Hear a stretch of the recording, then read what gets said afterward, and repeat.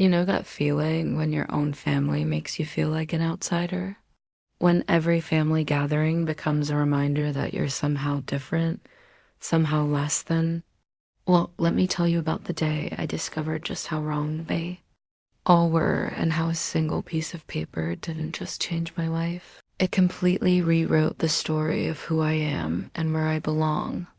My name is Sarah, and this is the story of how 28 years of lies, betrayal, and family secrets led to the most shocking inheritance revelation you've ever heard. Growing up in the Morrison household was like living in a house of mirrors, where I was the only reflection that didn't quite fit.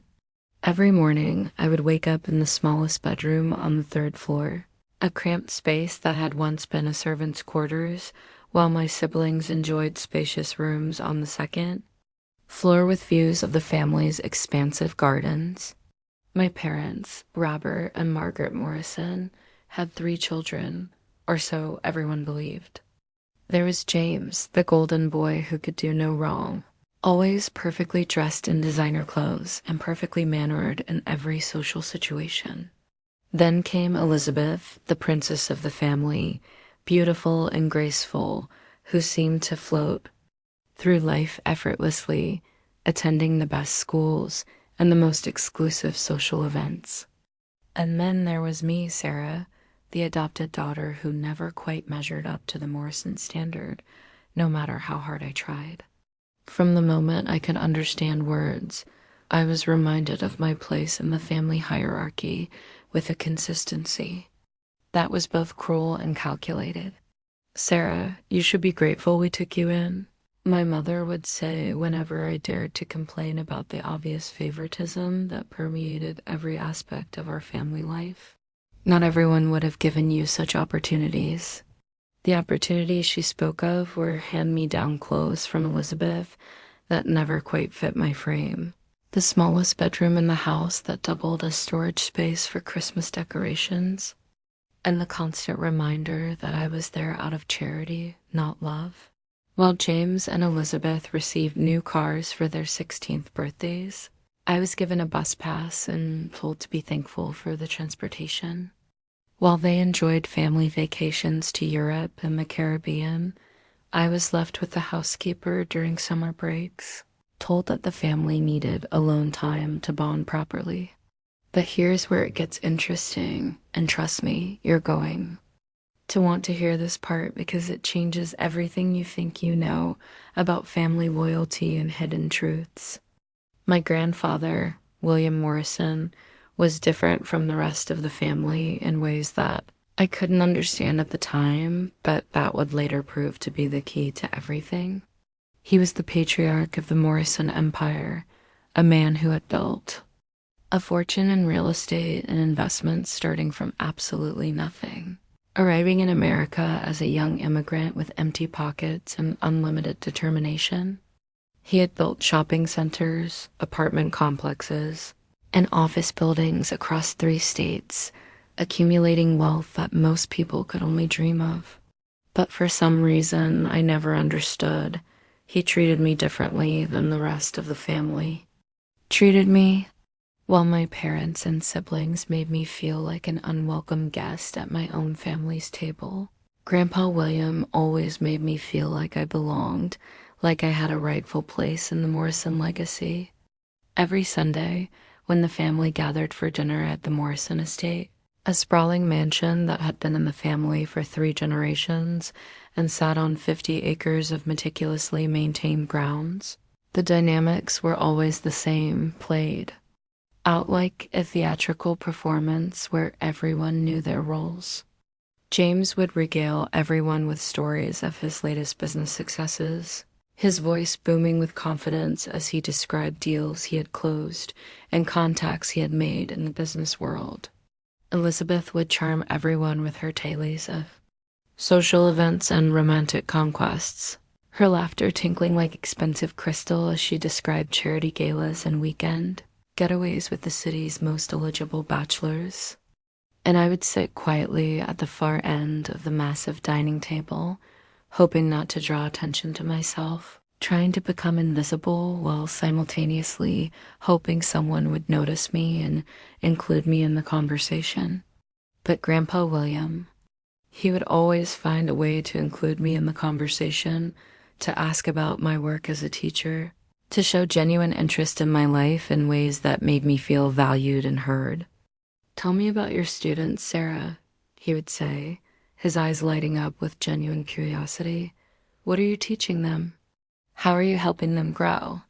While my parents would roll their eyes at what they considered my simple career choice, Grandpa William would listen intently as I described classroom challenges and student victories, nodding and asking follow-up questions that showed he truly cared about the work I was doing.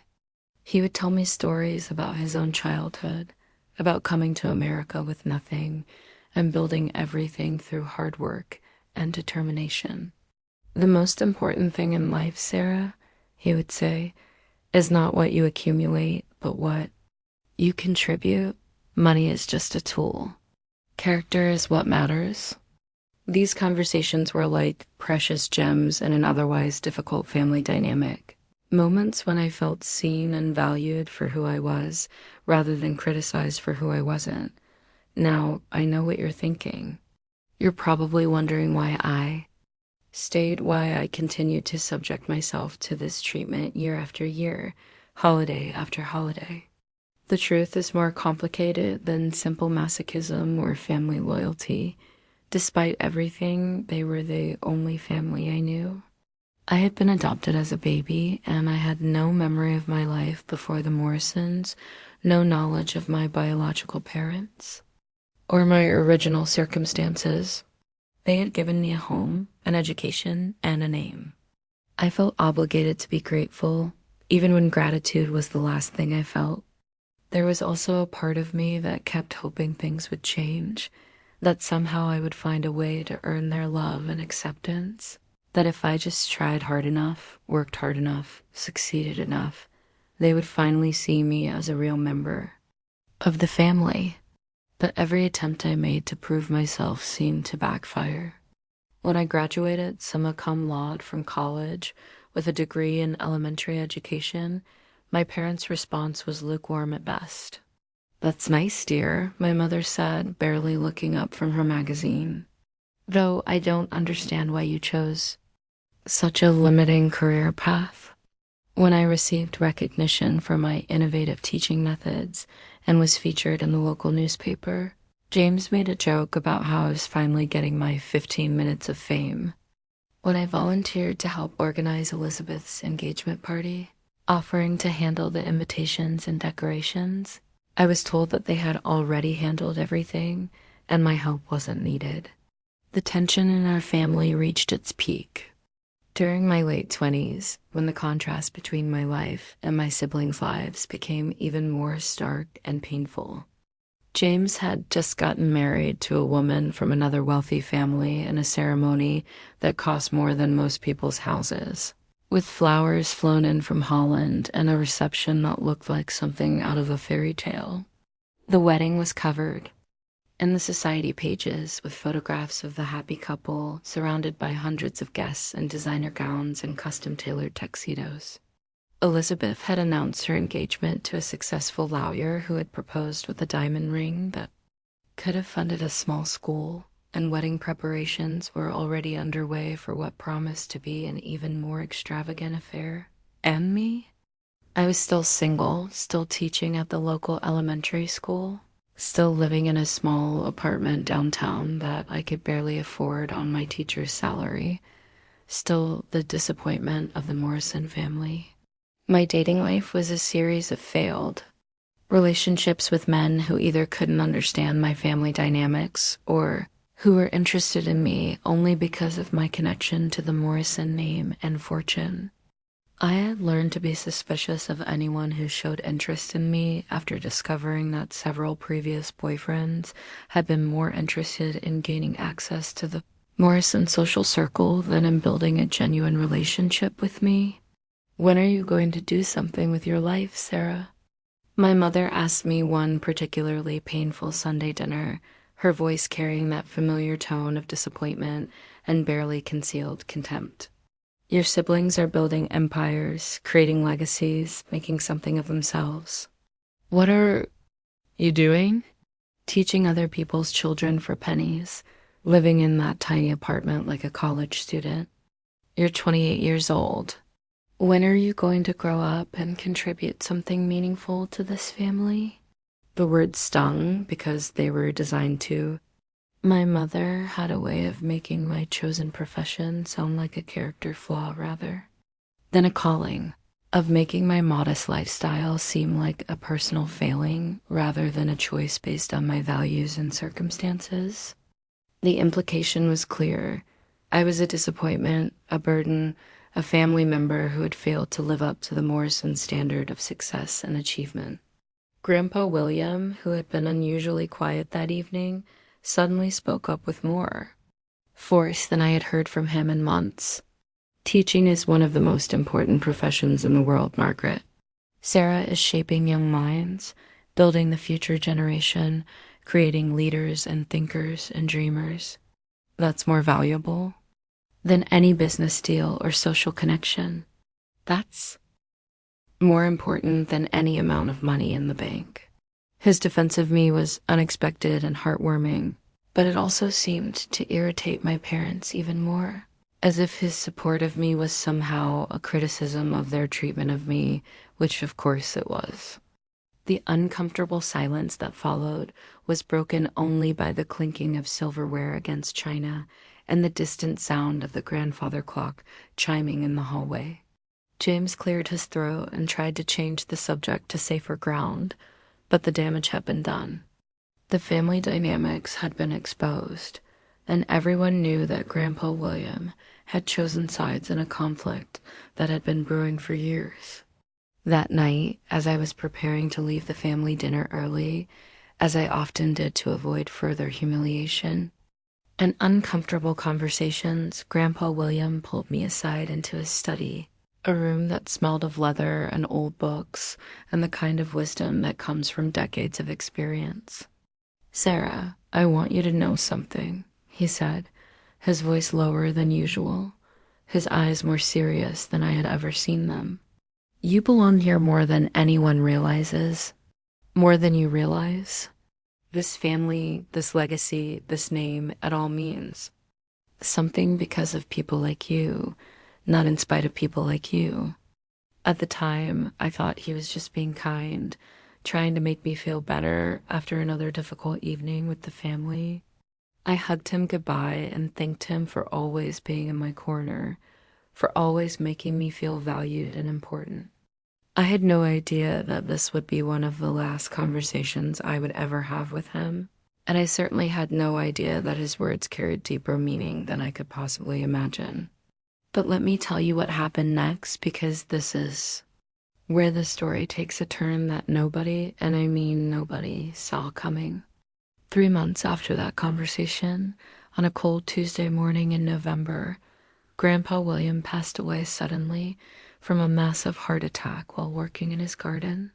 The family was devastated, not just because we had lost the family patriarch and the man who had built everything we had, but because his death marked the end of an era for the Morrison legacy. He had been the glue that held the family together, the voice of reason in family disputes, the source of wisdom and guidance for 3 generations of Morrisons. The funeral was a grand affair, attended by hundreds of people from the business community, family friends, politicians, and distant relatives I had never met, but who had emerged from everywhere to pay their respects to a man who had touched so many lives. The church was filled to capacity, with overflow seating in the fellowship hall and people standing outside in the cold just to be part of the service. I stood in the back of the church, feeling like an outsider even in grief, watching as James and Elizabeth received condolences and comfort from the mourners, listening as speaker after speaker praised Grandpa William's business acumen, his charitable giving, and his dedication to family. My parents were the center of attention, the grieving children who would now have to carry on their father's legacy. accepting sympathy and support from the community leaders and business associates who had worked with Grandpa William over the decades. I received a few polite condolences from people who remembered me from previous family events, but for the most part, I felt invisible, like a minor character in someone else's story of loss and remembrance. After the funeral, the family gathered at the Morrison estate for the traditional reception, where hundreds of guests filled the grand rooms, sharing stories about Grandpa William and offering comfort to the family. The house had never looked more beautiful, with flowers arrangements in every room and caterers serving elegant hors d'oeuvres and beverages. But for me, it felt like attending a party where I didn't really belong, where I was tolerated but not truly welcomed. 3 days later, the family gathered again at the Morrison estate, this time for the reading of the will. This was expected to be a formality, a legal requirement that would confirm what everyone already knew about the distribution of Grandpa William's considerable fortune.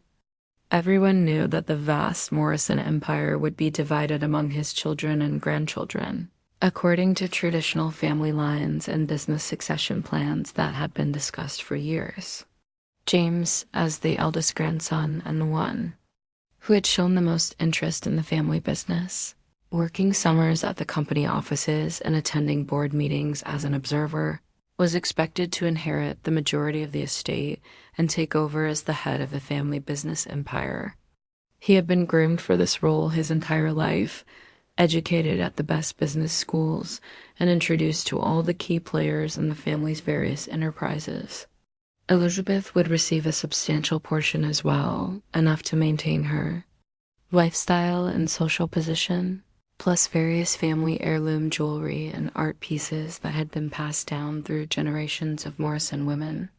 My parents, as the surviving children of William Morrison, would retain control of significant family assets and maintain their positions as leaders of the family dynasty. As for me, I expected to receive a small token of remembrance, perhaps a piece of jewelry that had belonged to my grandmother, or a minor financial gift that would be meaningful without being too generous.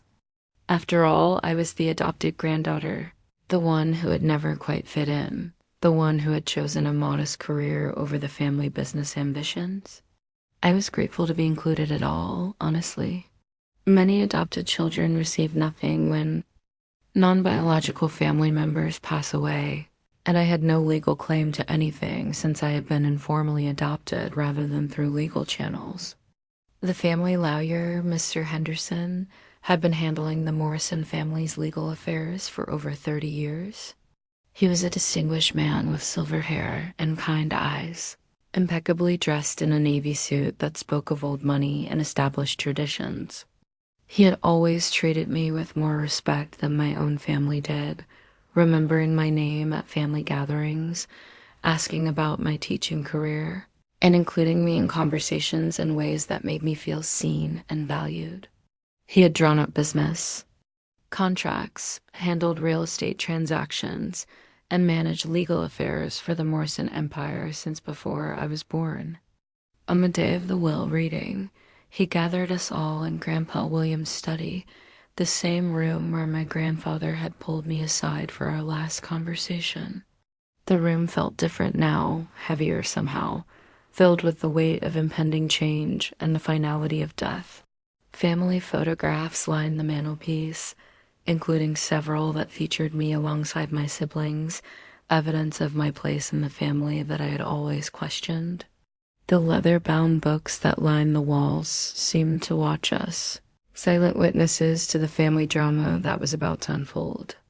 Mr. Henderson arranged us in chairs around Grandpa William's massive oak desk, the same desk where my grandfather had conducted business for decades, where he had signed contracts worth millions of dollars and made decisions that affected hundreds of employees and their families. James sat confidently in the chair closest to the desk, already assuming his role as the heir apparent. Elizabeth arranged herself gracefully in her chair, her designer handbag in perfect posture speaking to her expectation of maintaining her privileged lifestyle. My parents sat together, hands clasped, ready to receive confirmation of their continued leadership of the family dynasty. I chose a chair slightly apart from the others, still feeling like an outsider even in this moment of family business. I had dressed carefully for the occasion, wearing my best black dress and the simple pearl necklace that Grandpa William had given me for my college graduation. One of the few pieces of jewelry I owned that wasn't a hand-me-down from Elizabeth. "Before I begin reading the will," Mr. Henderson said, adjusting his glasses and looking around the room with the gravity that comes from years of handling family legal matters, "I want to explain that William Morrison was very specific about his wishes. He spent considerable time updating this document in the months before his death, meeting with me multiple times to ensure that every detail was exactly as he wanted it. He wanted to ensure that his true intentions were clearly understood by everyone present." My father shifted uncomfortably in his chair, his business instincts telling him that something was different about the situation. "What do you mean by true intentions, Henderson?" "The will should be straightforward. The estate passes to the family according to the standard provisions we've discussed over the years. William and I have talked about this succession plan extensively." Mr. Henderson opened the thick legal document, its pages crisp and official, bearing the seals and signatures that would determine the future of the Morrison family fortune. "William Morrison's will is quite detailed and specific," he said. "He wanted to ensure that his legacy would be preserved and enhanced by those who share his values and vision for the future." The first few provisions were indeed standard, exactly what everyone expected. Small bequests to longtime employees who had served the family faithfully for decades, donations to various charities that Grandpa William had supported throughout his life, and personal items distributed to family members based on sentimental value rather than monetary worth. James received Grandpa William's collection of vintage pocket watches. Elizabeth got our grandmother's china set, and I was given a set of first edition books from my grandfather's personal library. But then Mr. Henderson came to the major provisions regarding the estate, the business interests, and the family fortune that everyone was waiting to hear about. The atmosphere in the room grew tense as we approached the moment that would determine the financial future of everyone present. "To my grandson James Morrison," he read, his voice clear and professional, "I leave the sum of $50,000 and my collection of vintage watches, with the hope that he will find more value in time than he has found in money, and that he will use this gift to build something meaningful rather than simply maintaining what already exists." James looked confused, his confidence faltering for the first time since we had entered the room. $50,000 was a significant amount to most people, but it was far less than the millions he had expected to inherit as the presumed heir to the Morrison empire. It was a nice gift, but it wasn't an inheritance that would allow him to maintain his current lifestyle or take over the family business operations. "To my granddaughter Elizabeth Morrison," Mr. Henderson continued, "I leave the sum of $50,000 and my wife's jewelry collection, with the hope that she will treasure what is real and lasting rather than what merely appears valuable, and that she will use these gifts to build a life of substance rather than simply maintaining appearances." Elizabeth's face went pale, her carefully applied makeup unable to hide the shock and dismay that was written across her features. Like James, she had expected much more, enough to maintain her social position and fund the lifestyle she had always known. The jewelry collection was valuable, but it wasn't the kind of inheritance that would secure her financial future or allow her to continue living as a Morrison heiress. "To my son Robert Morrison and my daughter-in-law Margaret Morrison," the lawyer read on, his voice steady despite the growing tension in the room, "I leave the sum of $100,000 each and the right to remain in the family home for the remainder of their lives, provided they treat all family members with equal respect and dignity. and provided they use their positions to build bridges rather than create divisions. The room was silent except for the ticking of the grandfather clock in the hallway and the sound of my mother's sharp intake of breath.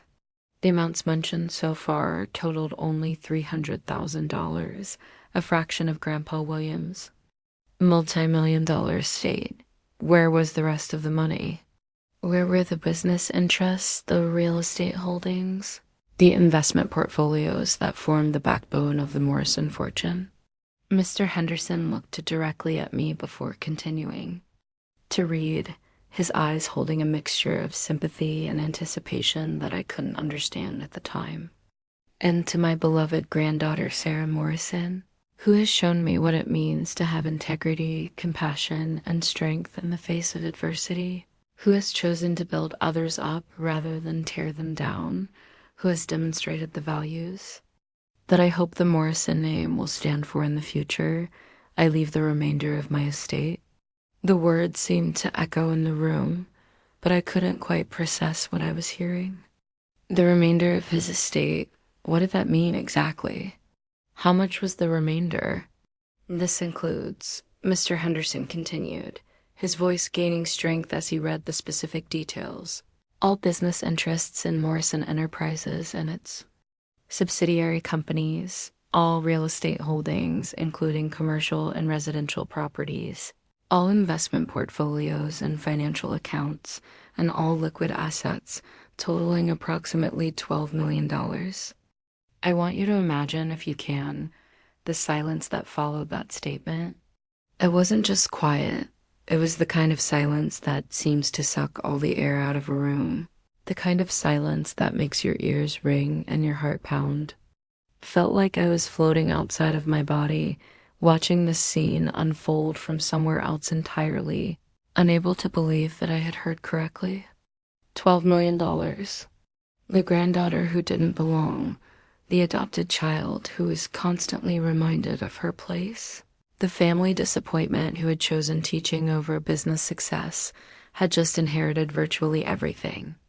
But wait, because the lawyer wasn't finished reading, and what came next would change everything I thought I knew about my identity, my family, and my place in the Morrison legacy. Additionally, Mr. Henderson continued, opening a sealed envelope with my grandfather's personal seal, William Morrison has included a personal letter to be read aloud to the family, explaining his decision and revealing information that he felt was necessary for the family to understand. He cleared his throat and began to read in my grandfather's own words, words that had been carefully chosen and written in months before his death. My dear family, the letter began, if you are hearing this, then I am no longer with you, and the truth I have kept hidden for 28 years can finally be revealed. The decision I am about to explain was not made lightly, and the secret I am about to share was kept not out of malice, but out of a desire to protect someone I love more than life itself. The room was so quiet that I could hear my own heartbeat, could feel the tension radiating from every person present as we waited to hear. What secret could possibly justify such an unexpected distribution of the family fortune? Sarah is not adopted, the letter continued, and I felt the world tilt sideways as the words sank in. She is my biological granddaughter, the daughter of my eldest son, David, who died in a car accident along with his wife, Maria, when Sarah was just 6 months old. The room exploded into chaos. My mother gasped so loudly it sounded like a scream. My father stood up so quickly his chair fell over with a crash. And James and Elizabeth started talking at the same time, their voices raised, in shock and disbelief and something that sounded like panic. But I sat there, frozen, trying to process what I had just heard, while the world spun around me in confusion and revelation. I wasn't adopted. I had a biological connection to this family that I had never known existed. But more than that, I had parents I had never known about, a father who was a Morrison by birth, a mother who had loved me enough to die with me in her arms, A story of my identity, the foundation of everything I thought I knew about myself, had just been completely rewritten. The letter continued, Mr. Henderson's voice cutting through the chaos in the room. David was my eldest son, 2 years older than Robert, and he was everything I could have hoped for in an heir. He was brilliant, compassionate, and dedicated to using his advantages to help others. He and his wife, Maria, were killed in a car accident on their way home from a charity event they had organized to raise funds for underprivileged children. Can you imagine learning that your entire life story was a lie? That the family who made you feel like an outsider was actually your biological family, and that you had been denied that knowledge for nearly 3 decades? I felt angry, confused, relieved, and devastated all at the same time, like every emotion I had ever experienced was hitting me simultaneously. But Grandpa William's letter wasn't finished explaining the devastating choices that had shaped my entire life. I made the decision to ask Robert and Margaret to raise Sarah as their own daughter, but I told them to present her as adopted rather than orphaned. I thought it would be easier for everyone if she grew up believing she was chosen rather than tragic.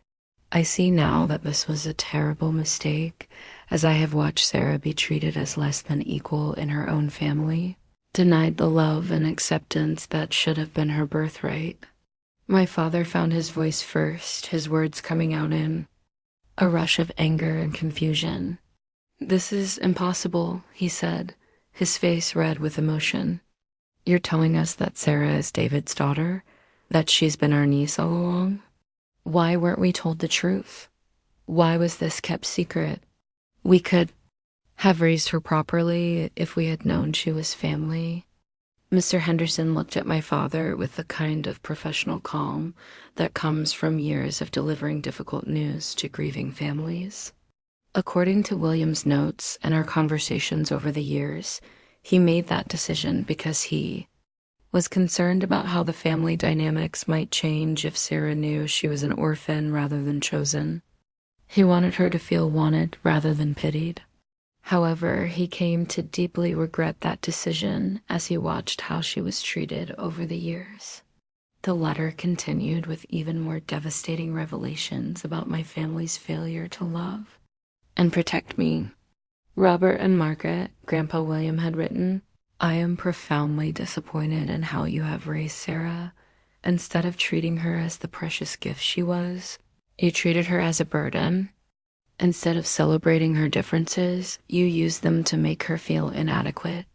Instead of giving her the love and support she deserved as both your daughter and your niece, you made her feel like a charity case who should be grateful for scraps of affection." My mother was crying now, but I couldn't tell if they were tears of remorse or tears of anger at being called out so publicly for their failures as parents. "We did our best," she said through her tears, her voice shaking with emotion. "We took her in. We gave her everything we could. We treated her the same as our own children." "No," I said, finally finding my voice after sitting in stunned silence for what felt like hours. "You didn't give me everything you gave James and Elizabeth. You didn't treat me the same as your own children. You gave me hand-me-downs and criticism while they got new clothes and praise. You gave me the smallest room and the biggest share of chores while they got private bathrooms and housekeeping services. You gave me conditional love and constant reminders that I should be grateful for scraps while they got unconditional acceptance and unlimited support." The truth was pouring out of me now, 28 years of held back hurt and frustration finally finding voice. "You made me feel like I was lucky to be tolerated, like I was a charity case you had generously taken on out of the goodness of your hearts. You made me feel like I didn't deserve the Morrison name, like I had to earn my place at the family table through perfect behavior and endless gratitude. And all this time, I was your own family, your own blood, with as much right to be here as anyone else. More right, apparently, since I'm the daughter of the eldest son. James, who had been uncharacteristically quiet while trying to process the magnitude of what he was hearing, finally spoke up with a voice that shook with anger and disbelief. "This doesn't make any sense. If Sarah is really David's daughter, if she's really our cousin instead of our adopted sister, why would Grandpa leave her everything?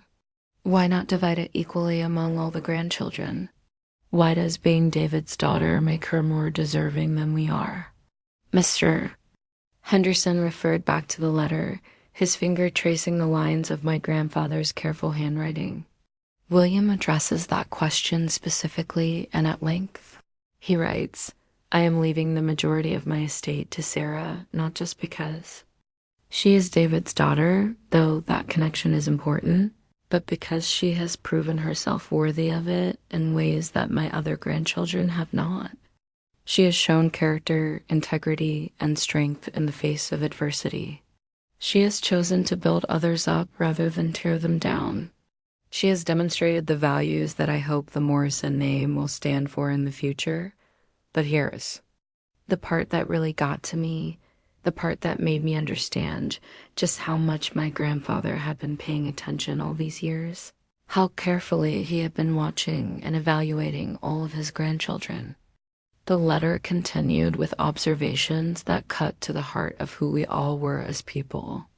James has intelligence and ambition, but he has shown a troubling tendency to value success over integrity, to choose profit over principle. He has had every advantage in life, but has used those advantages primarily to benefit himself rather than to help others. Elizabeth has beauty and charm, but she has shown a concerning focus on appearances over substance, on social status over genuine relationships. She has been given every opportunity to develop depth and character, but she has chosen to remain shallow and self-centered. The words were harsh but accurate, and I could see from James's and Elizabeth's faces that they knew it. They had been raised with privilege and opportunity, but they had used those gifts to build comfortable lives for themselves rather than to make the world better for others. Sarah, on the other hand, the letter went on, has faced challenges that would have broken weaker people, but she has emerged stronger and more compassionate. She has been denied the advantages given to her siblings, but she has used her disadvantages to develop empathy and resilience. She has chosen a profession that pays little but means much, dedicating her life to educating and inspiring children. She has faced rejection and criticism from her own family, but she has responded with grace and dignity rather than bitterness and resentment. I felt tears streaming down my face as I heard these words, not just because they were kind, but because they meant that someone had been watching. Someone had been paying attention. Someone had seen the struggles I had faced and the choices I had made. For 28 years, I had felt invisible in my own family, but my grandfather had been seeing me all along. Sarah represents the best of what the Morrison family can be, the letter concluded. She has the values, the character, and the heart to use this inheritance not for personal gain, but to build something meaningful and lasting. She has shown that she understands that wealth is not about accumulation, but about contribution, not about taking, but about giving. She is the granddaughter who will honor the Morrison name, not by maintaining tradition, but by creating a better future. I want to pause here and ask you something that I think goes to the heart of this story, and maybe to the heart of your own family experiences. Have you ever had a moment in your life where everything you thought you knew about yourself, about your family, about your place in the world, was suddenly completely rewritten? Where the story you had been telling yourself about who you are and where you came from was revealed to be based on lies and misconceptions? Let me know in the comments if you've ever experienced something like this, because I would love to hear your story too. These moments of revelation, as painful as they are, often become the turning points that define the rest of our lives. The immediate aftermath of the will reading was absolute chaos. unlike anything I had ever experienced in the typically controlled environment of Morrison family gatherings. My parents were furious, not just about the money, but about being exposed as inadequate guardians and failing parents in front of the family lawyer and potentially the wider community when word of this got out. The letter had laid bare their shortcomings in raising me, their failures to provide the love and support I had deserved, and their treatment of me as a second-class family member despite my biological right to equal treatment. James and Elizabeth were shocked at receiving so little, but they were also struggling to process the revelation that I was their biological cousin rather than their adopted sister, that I had more claim to the Morrison name and legacy than they had ever imagined. The family dynamics had been completely turned upside down, and none of us knew how to navigate this new reality.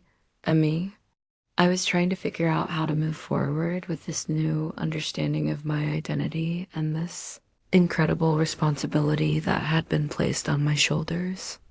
$12 million wasn't just money, it was a legacy, a trust, a responsibility to honor not just my grandfather's memory, but also the memory of the father I had never known I had. Over the next few days, as the initial shock began to wear off and the reality of the inheritance began to sink in, I found myself dealing with practical matters I had never imagined I would face.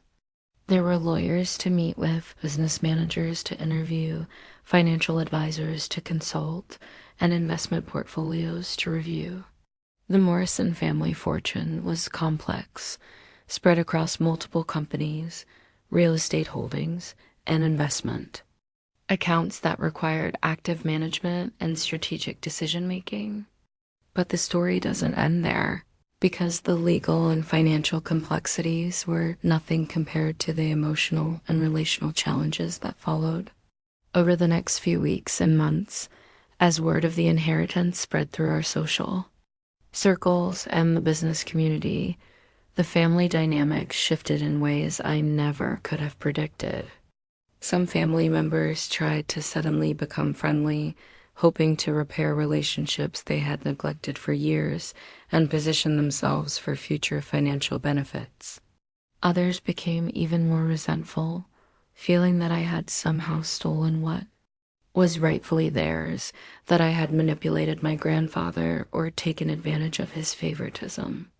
My mother called me 3 days after the will reading, her voice carefully controlled in a way that told me she had been practicing this conversation. "Sarah," she said, "I think we need to talk about this situation. This inheritance, this revelation.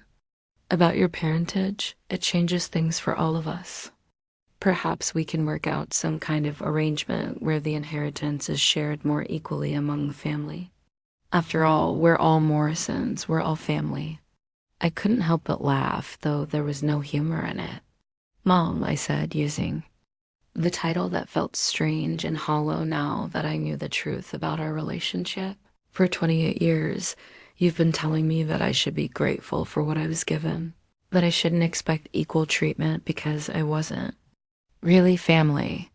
You've reminded me constantly that I was adopted, that I was there out of charity, that I should be thankful for scraps. Now that I've inherited Grandpa's estate, suddenly you want things to be equal? Suddenly I'm family enough to share the wealth?" The conversation that followed was one of the most honest and painful we had ever had, a laying bare of truths that had been festering for decades. My mother admitted that she had always resented having to raise me, that she had felt burdened by the responsibility and had taken that resentment out on me in ways that she now recognized were cruel and unfair. She claimed that she had always known I was David's daughter, that she had been told the truth about my parentage from the beginning, but that she had gone along with Grandpa William's decision to keep it secret from me. "Why?" I asked her, my voice breaking with the weight of all the years of pain and confusion. "Why would you treat your own niece like a burden? Why would you make me feel unwanted and unwelcome when you knew I was family, when you knew I had already lost?" My real parents. How could you add to the trauma of a child who had already suffered so much loss? Her answer was painfully honest and revealed depths of selfishness and emotional dysfunction that I had never fully understood, because it was easier to treat you like an outsider than to deal with the grief of losing David. Every time I looked at you, I saw him. You have his eyes, his stubbornness, his way of tilting your head when you're thinking. You have his sense of justice, his way of standing up for the underdog, his inability to ignore suffering when you see it. It was too painful, so I pushed you away instead of pulling you closer. I made you the enemy instead of cherishing you as the last piece of my brother-in-law that we had left. That conversation helped me understand my mother's behavior, but understanding someone's reasons for hurting you doesn't automatically heal the hurt they caused or excuse the choices they made. It doesn't erase 28 years of feeling unwanted, unloved, and out of place in your own family. Understanding can be the beginning of healing, but it's not healing itself. And it certainly doesn't obligate you to forgive or forget the damage that was done. However, it did help me begin to process my own feelings about the family, about my inheritance, and about the responsibility I now carried to honor both my grandfather's memory and my father's legacy. I began to understand that my grandfather's decision wasn't just about rewarding me for good behavior or punishing the others for their failures. It was about recognizing that I carried forward the values and vision that he and my father had shared. The belief that wealth and privilege should be used to build up rather than tear down, to help rather than harm. The legal process of transferring the estate took several months, during which time I had to make some of the most difficult decisions of my life about what to do with my newfound wealth and responsibility.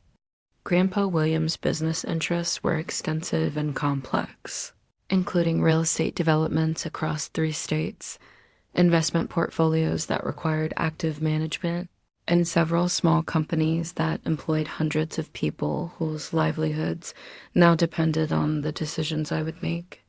I could have sold everything and lived comfortably on the proceeds for the rest of my life, traveling the world, buying expensive toys, and never working another day.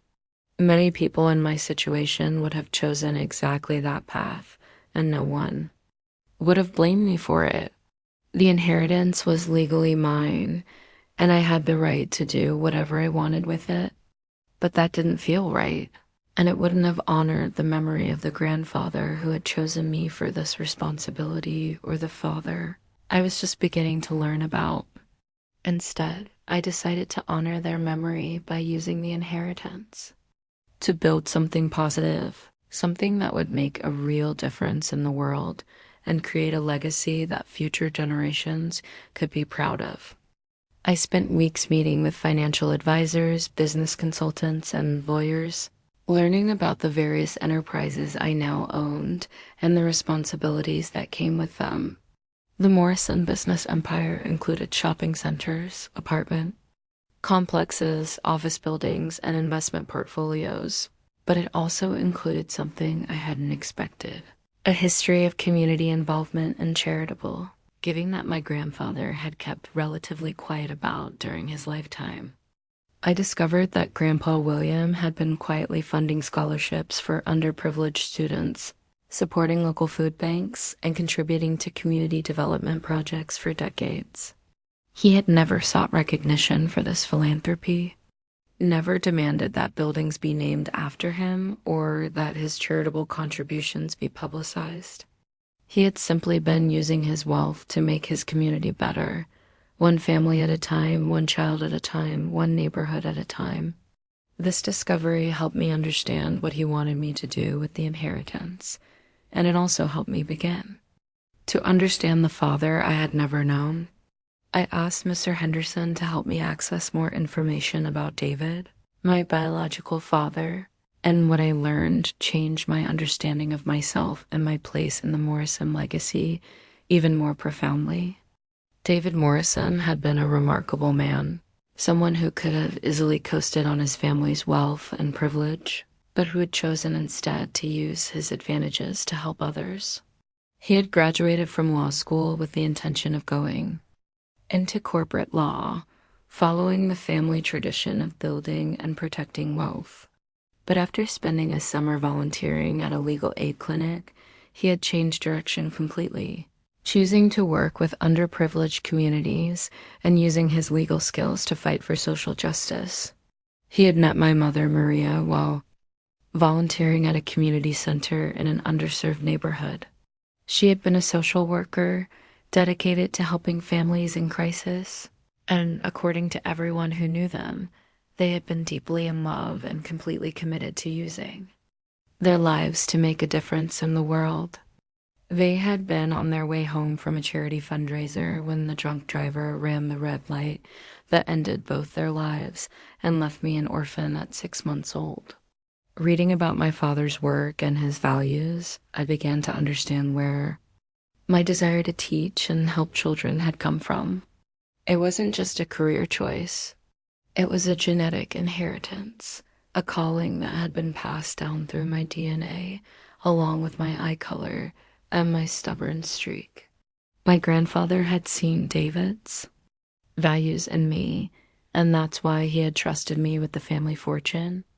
One of David's journal entries, which Mr. Henderson had preserved along with other family documents, particularly moved me and helped me understand the weight of the responsibility I now carried.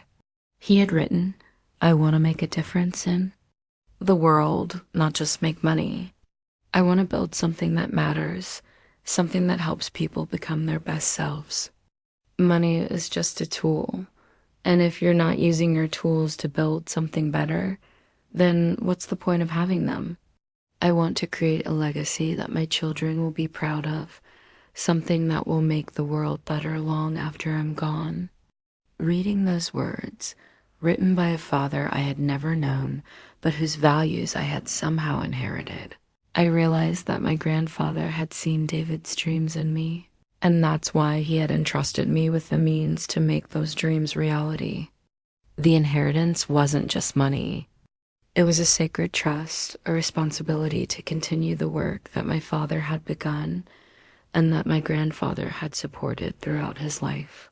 But the most challenging part of this whole experience wasn't the financial or legal complexities. It was dealing with the changed family dynamics, particularly with James and Elizabeth. They had gone from treating me like an inadequate sister to resenting me as a cousin who had somehow cheated them out of their inheritance. The revelation that I was their biological equal, not their adopted inferior, had forced them to confront their own behavior and attitudes in ways that made them deeply uncomfortable. James, in particular, struggled with the fact that his business success and social connections meant nothing compared to what I had inherited through character rather than accomplishment. During one particularly heated family argument that took place about 2 months after the will reading, he confronted me with anger and resentment that had been building since that day in the lawyer's office. "You don't deserve this," he told me, his voice shaking with emotion. "You didn't work for it. You didn't build anything. You didn't sacrifice or struggle or prove yourself in the business world. You just got lucky because Grandpa felt sorry for you because you played the role of the poor, mistreated granddaughter so well that he fell for it. You manipulated him consciously or unconsciously, and now you're sitting on millions of dollars that should have been divided among all of us." His words stung because they echoed my own fears and doubts about the inheritance. Had I somehow manipulated the situation without realizing it? Had my grandfather's decision been based on pity rather than merit? Was I really worthy of this responsibility, or was I just the beneficiary of an old man's guilt and favoritism? "You're right about some things," I told him, trying to keep my voice steady despite the emotional turmoil I was feeling. "I didn't work for the money itself. I didn't build the business empire. I didn't make the investments that created this wealth. But I did work to become the kind of person Grandpa was worthy of it. While you were focused on impressing people and making connections, I was focused on helping kids learn to read. While you were chasing promotions and bonuses, I was volunteering at homeless shelters and food banks. While you were building your resume, I was building my character. The conversation escalated from there, with accusations and counter-accusations, flying back and forth. Years of family resentment and sibling rivalry coming to the surface in ways that were both painful and necessary. But eventually, we both ran out of anger and were left with the truth. The inheritance had been awarded based on values and character, not on business accomplishments or family politics. The inheritance isn't a reward for what I did, I finally said to James. It's a tool for what I can do. Grandpa didn't give me this money because I deserved it in some cosmic sense. He gave it to me because he believed I would use it to continue the work that he and our father believed in, the work of making the world better for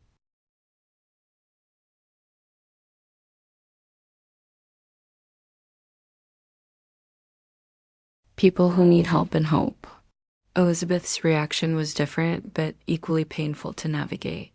She became obsessed with the idea that I had somehow manipulated Grandpa William, that I had played the role of the poor, mistreated granddaughter, to gain his sympathy and turn him against the rest of the family. You always were good at playing the victim, she said during one family gathering about 3 months after the will reading. I guess it finally paid off in the biggest way possible.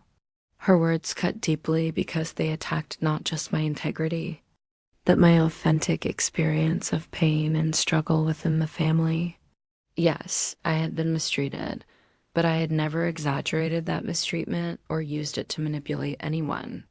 I had, in fact, gone out of my way to avoid complaining or drawing attention to the unfairness I experienced, hoping that by being perfect and grateful, I could somehow earn the love and acceptance I craved.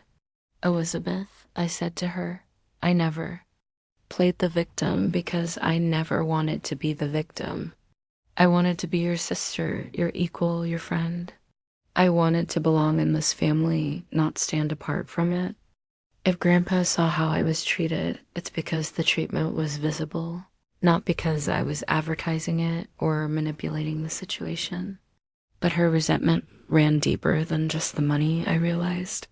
The inheritance had forced her to confront the reality that her beauty, charm, and social connections, the things she had always believed made her valuable, were less important than the character traits she had never bothered to develop. It had challenged her entire worldview about what mattered and what made someone worthy of respect and reward. Over the months that followed, I began to implement my vision for how to use the inheritance responsibly and meaningfully. I established the David and Maria Morrison Foundation, named after my biological parents, focused on supporting education and helping children from difficult family situations. The foundation provided scholarships to underprivileged students, funded innovative teaching programs, and supported schools in underserved communities.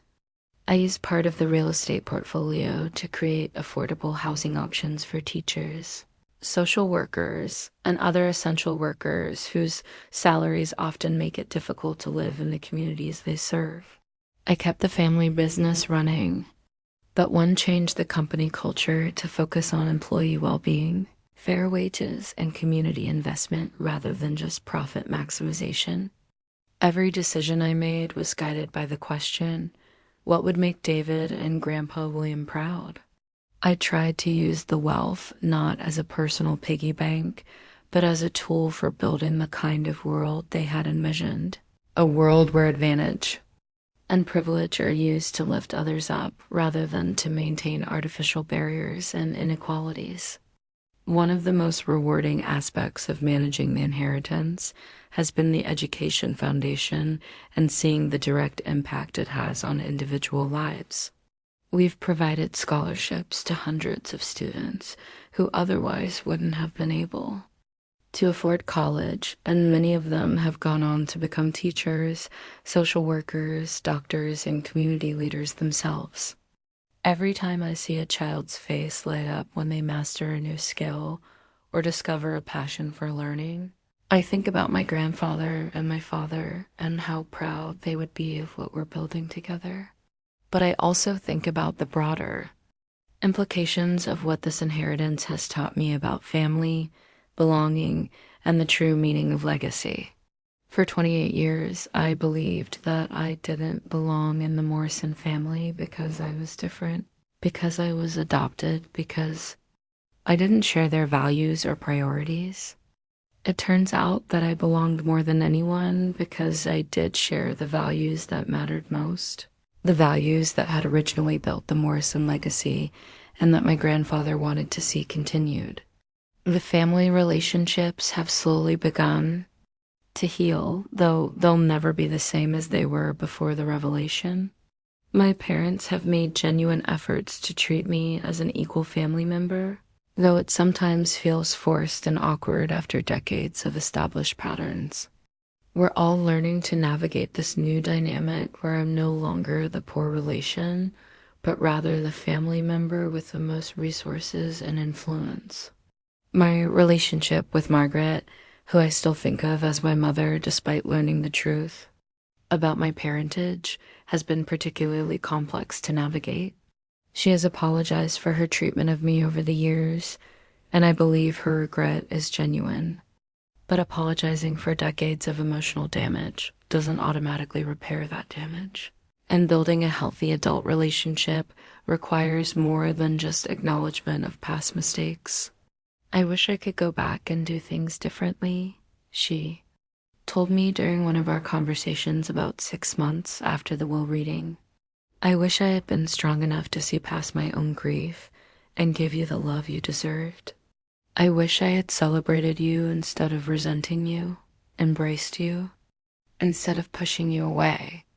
I wish that too, I told her. But we can't change the past. We can only decide what kind of relationship we want to have going forward. That conversation marked the beginning of a slow, careful process of building something new between us. Not the mother-daughter relationship we had missed, but an adult relationship based on honesty, respect, and genuine effort from both sides. James has started his own business and has found some success independent of the family fortune, which I think has been good for him in the long run. Not receiving the inheritance he expected forced him to prove himself on his own merits rather than relying on family wealth, and he's discovered capabilities and resilience he might never have developed otherwise. We're not close, but we're cordial, and I respect the work he's put into building something of his own. I was angry for a long time, he admitted to me during a family gathering about a year after the will reading.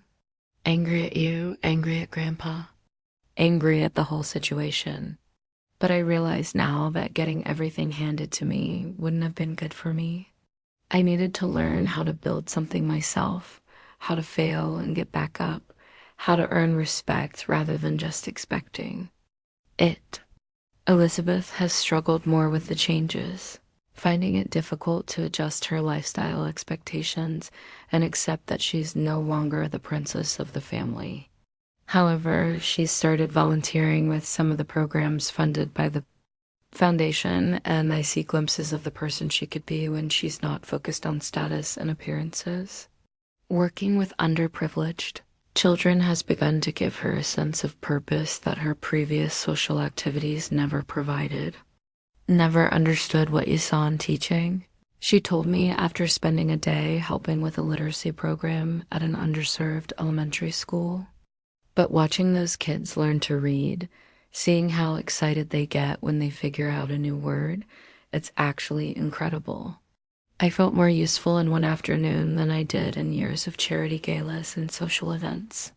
Looking back on this entire experience, I realized that my grandfather's greatest gift wasn't the money itself, but the truth about who I am and where I came from.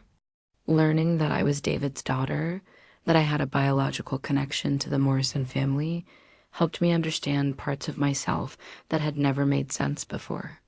It explained my passion for social justice, my compulsion to help children, my inability to ignore suffering when I encountered it.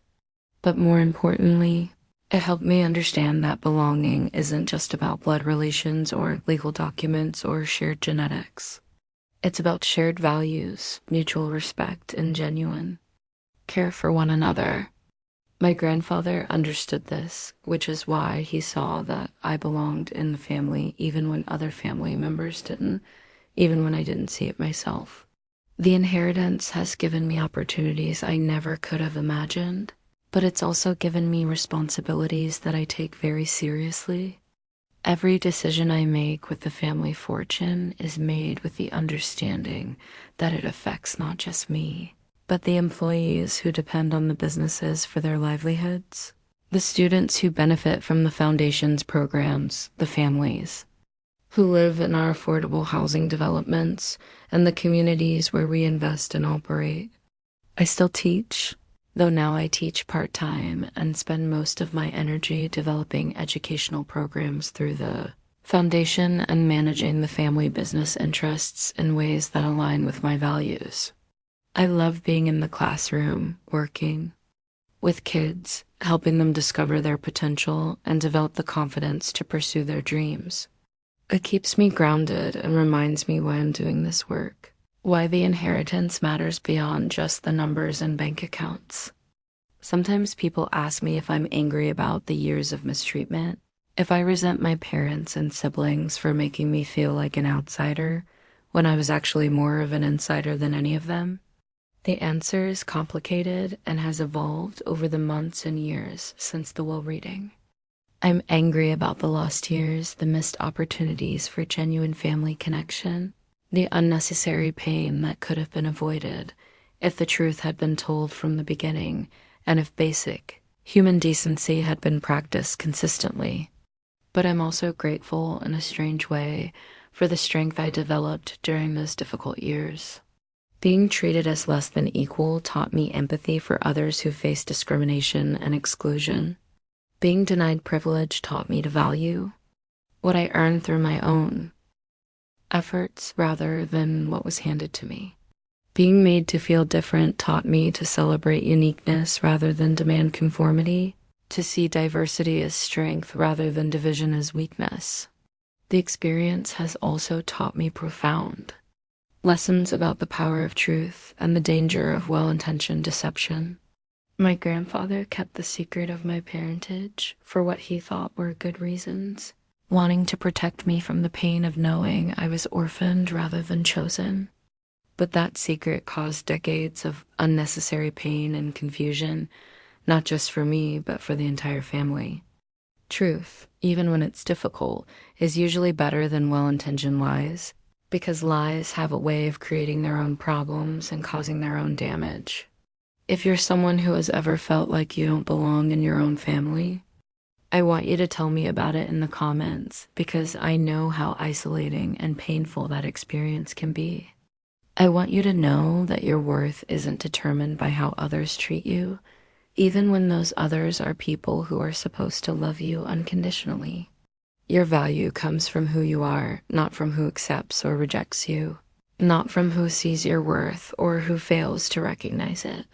Sometimes the people who are supposed to love us most are the ones who hurt us deepest, but that says more about their limitations and failures than it does about our worthiness of love.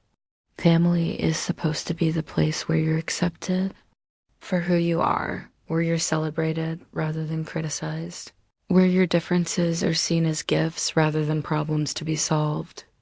And if you're someone who has made mistakes in how you've treated family members, especially children or young people who are vulnerable and dependent on you for love and guidance, it's never too late to make amends. My relationship with Margaret will never be what it could have been if she had made different choices when I was growing up. But we've found a way to respect each other as adults and build something positive going forward.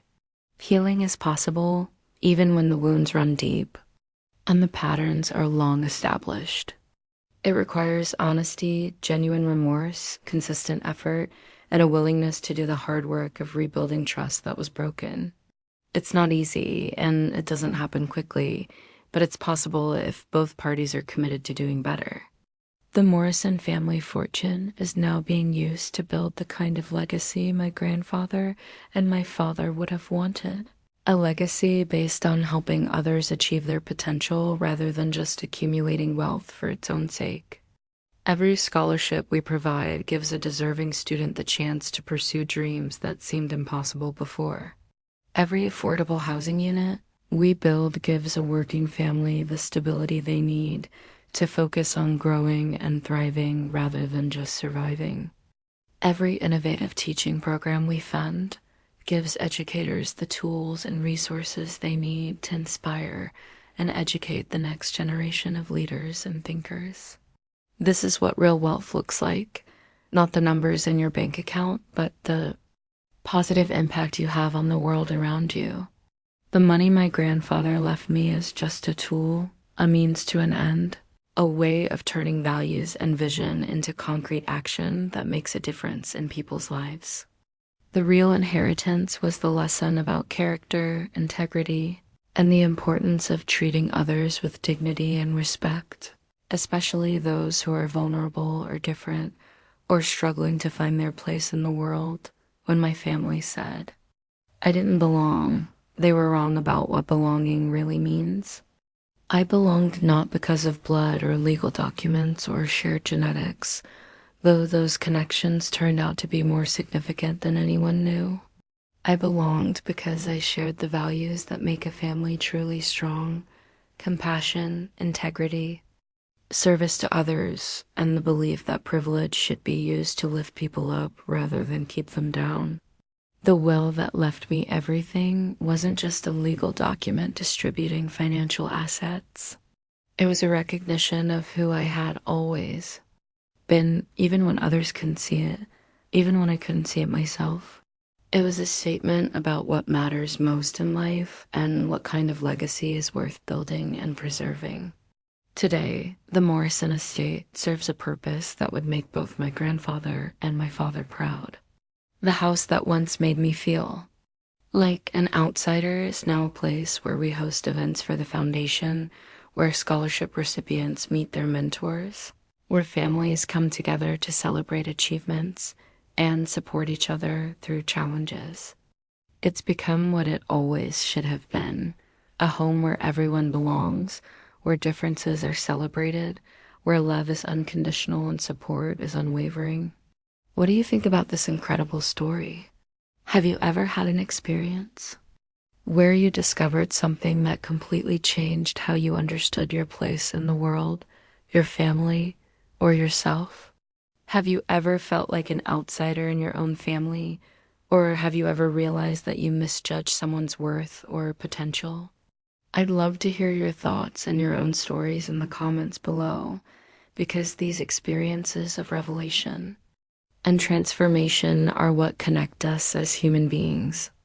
Don't forget to subscribe for more incredible stories like this one, stories that prove that truth really is stranger than fiction, that justice sometimes comes in the most unexpected ways, and that the people who seem to have the least power sometimes end up having the most impact. Sometimes the family member who doesn't seem to belong is exactly the person the family needs most. And sometimes the inheritance that matters most isn't money at all, but the values and character that money can never buy. The Morrison legacy continues, but it's no longer about accumulating wealth or maintaining social status. It's about using whatever advantages we have to make the world better for people who need help, hope, and opportunity. That's the inheritance I'm most proud of, and that's the legacy I hope to pass on to future iterations.